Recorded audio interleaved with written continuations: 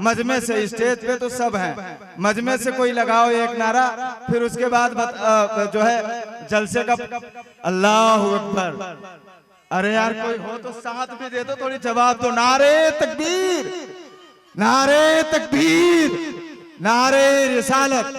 ये जिंदगी ज़मीं के सीने में रह गई, ये जिंदगी, अब आप थोड़े जोर लगा, ये जिंदगी ज़मीं के सीने में रह गई, जन्नत कनीज बनके मदीने में रह गई, जन्नत कनीज बनके मदीने में रह गई।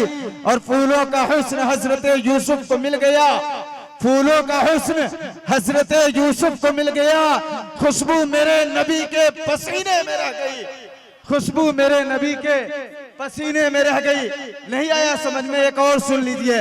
न मैं का जिक्र न पीने की बात करते हैं, न मैं का जिक्र न पीने की बात करते हैं, हम तो अहले दिल हैं, बस मदीने की बात करते हैं। और सबान छेड़ तू संभलो गुलाब का जिक्र, सबान छेड़ तू संभलो गुलाब का जिक्र, हम तो बस नबी के पसीने की बात करते हैं, हम तो बस नबी के पसीने की बात करते हैं। नारे तकबीर, नारे रिसालत, या रसूल अल्लाह जिंदाबाद, जिंदाबाद, जिंदाबाद।